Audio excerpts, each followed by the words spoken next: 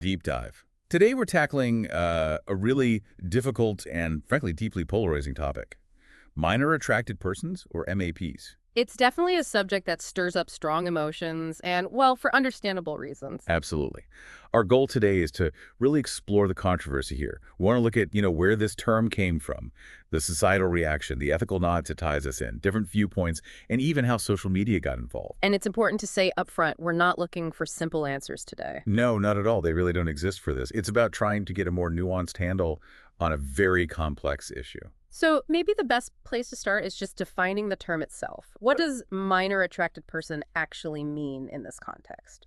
Right. Okay, so the term is used for individuals who have this persistent pattern of romantic or sexual attraction towards, well, minors, specifically prepubescent or early pubescent individuals. So those under the legal age of consent. Okay.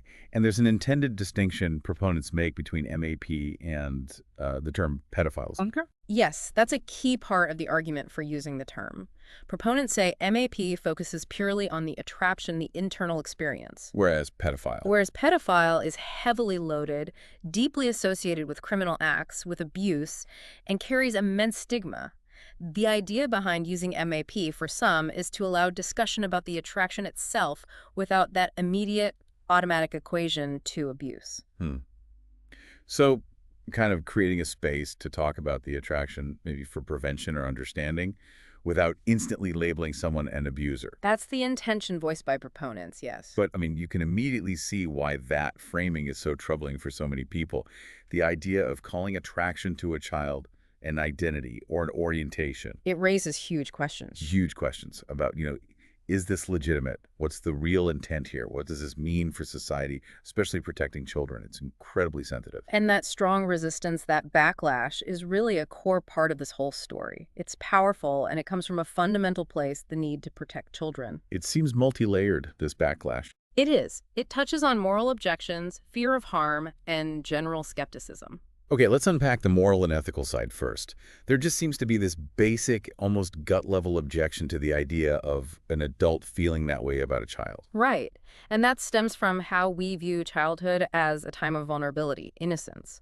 We have a profound societal value placed on protecting that. So any attraction from an adult feels inherently wrong. For many, yes. Yeah. It feels predatory, exploitative. And that's tied directly to the power imbalance. An adult and a child, there's no way meaningful consent can exist there. It's impossible. Impossible. So from that perspective, the very concept of MAP can feel like it's chipping away at the ethical walls we've built to safeguard kids.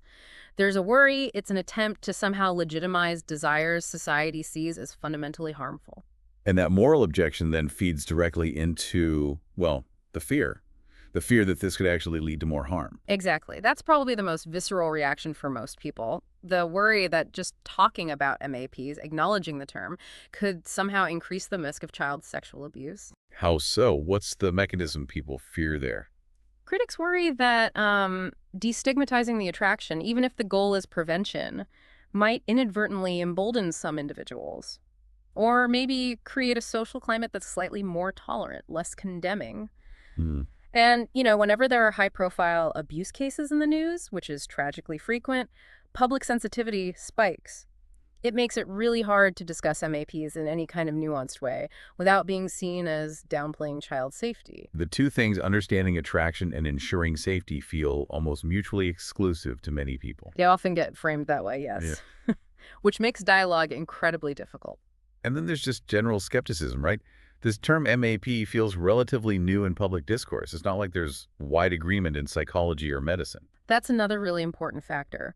While some researchers do argue for studying these attractions specifically to understand them better for prevention, there's definitely caution, a lot of caution about framing it as a fixed identity. Because that could be misused. We've easily misinterpreted or misused, yes. And layered over all of this is the intense social taboo. It just makes open conversation almost impossible.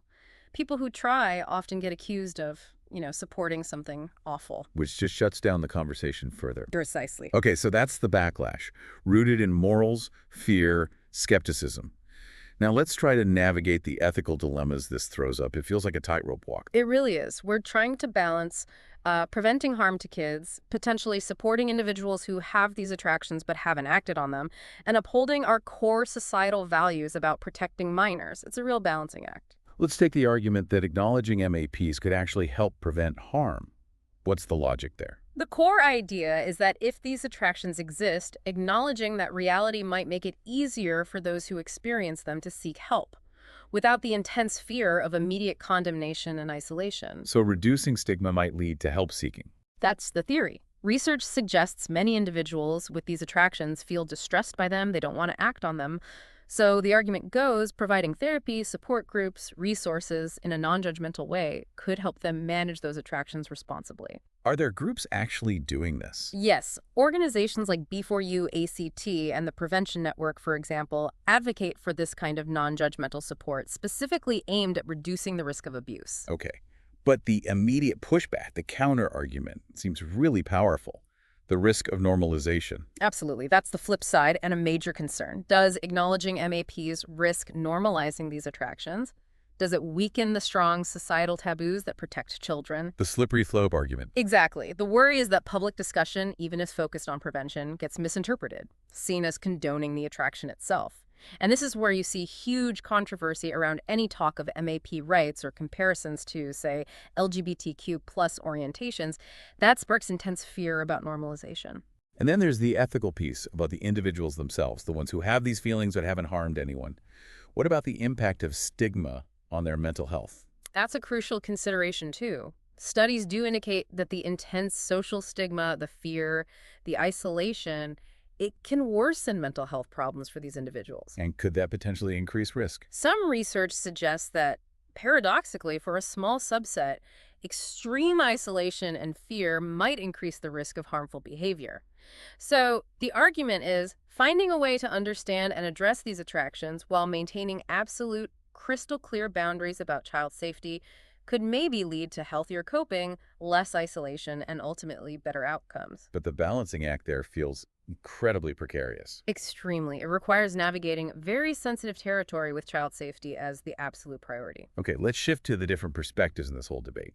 It's clearly not black and white, even if the main reaction is negative. Definitely not. You see a spectrum of views really reflecting different priorities. Our sources talk about a pro-acceptance perspective. What does that entail? This view argues that acknowledging these attractions as, well, a part of human experience, however unwanted, is actually necessary for effective prevention. How so? The key belief is that not everyone with these attractions is an offender. Many live their lives without harming anyone. So proponents argue destigmatizing the attraction allows people to seek therapy, get support, which ultimately makes harm less likely, not more. And they sometimes draw parallels with other groups. Yes, sometimes drawing parallels with how other stigmatized identities gained understanding over time. The call is often for compassion and understanding while still, always, condemning any harmful actions. Okay, then at the other end, the protection first perspective. This perspective puts child protection above absolutely everything else. Any discussion or acknowledgement of MAPs is seen as potentially undermining safeguards for children. Full stop. So their focus is elsewhere. Right. On strengthening laws, supporting victims, raising awareness about abuse, not on the experiences of MAPs. From this viewpoint, the debate about MAPs itself can feel like a dangerous distraction from the core mission of preventing harm. Is there any space between those two?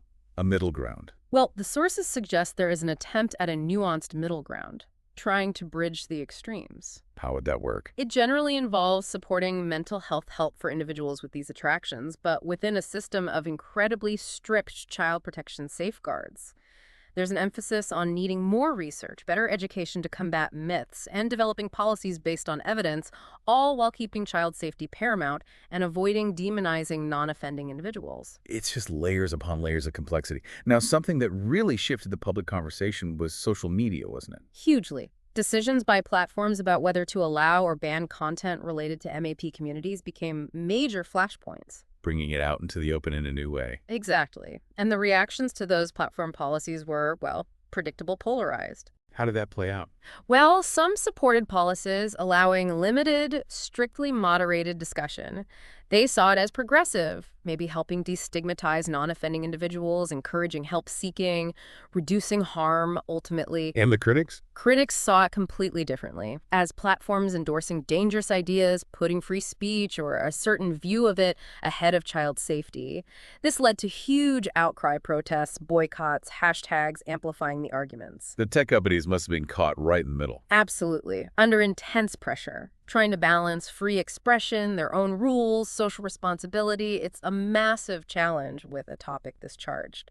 Moderating it is incredibly difficult. Did policies change? Some platforms did backtrack after initially allowing some discussion due to the backlash.